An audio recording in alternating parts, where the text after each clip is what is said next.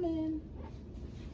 Hello, Ms. Johnson. How are you doing? I'm good. My name is Tanisha. I'll be your nurse practitioner today, and I just wanted to talk about the tests and labs we ran today.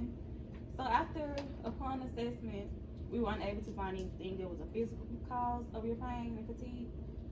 That's ridiculous. I am in pain and I am tired all the time. I can't even leave my house. And you and all these other doctors are telling me there's nothing wrong with me?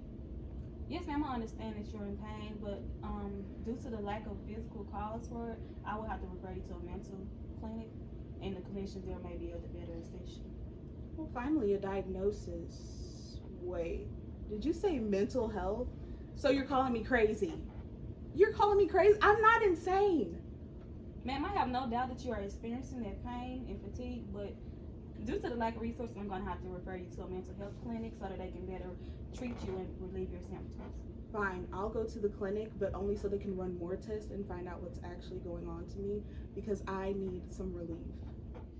Hi, Ms. Johnson. I'm Kirsten. I'm going to be your mental health nurse today. Can you tell me a little bit what brought you in? Well, I've just been really tired and I'm in a lot of pain, you know?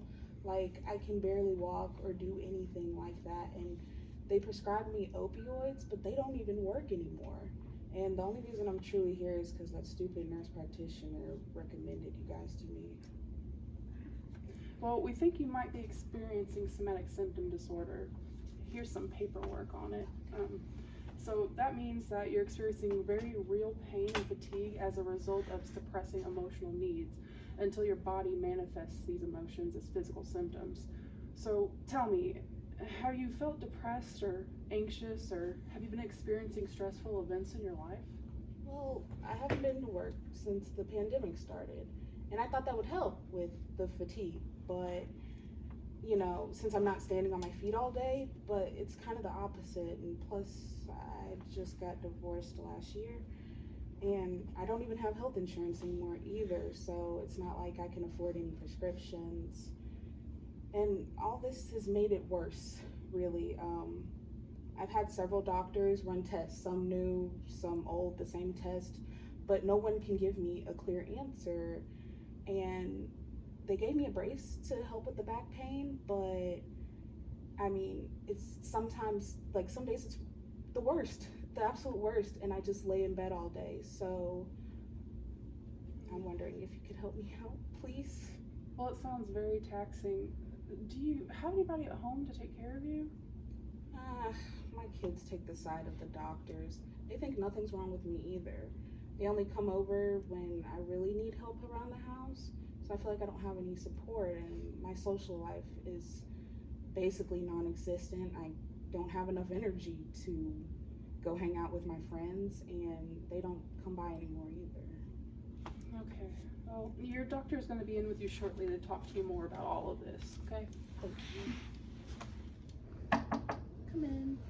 Hi, Ms. Jones. I'm another physician. They wanted me to evaluate you again just to make sure there's nothing physically wrong with you. Okay. So, I'm gonna listen to your heart.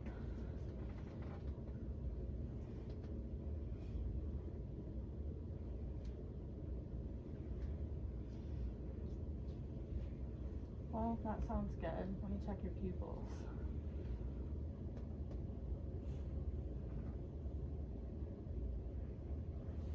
Well, I can't find anything physically wrong with you. And so we're going to prescribe you some medication, and your nurse will be in shortly to explain more about that to you. Okay. Come in. Hey, Ms. Johnson. Okay, so your doctor wants to try an antidepressant called Prozac, and it's an SSRI. He also wants to refer you to a chronic pain clinic to help you learn more about your pain management strategies. Do you have any questions? What would a chronic pain clinic teach me?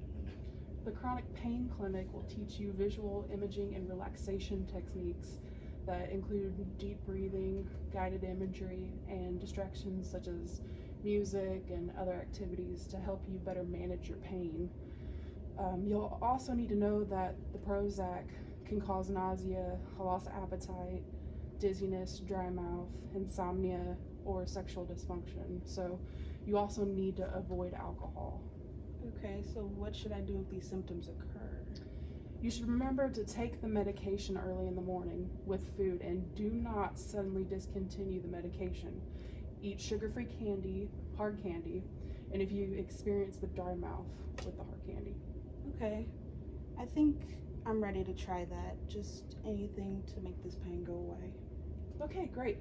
I'm gonna have your daughter come in so we can all talk together, okay?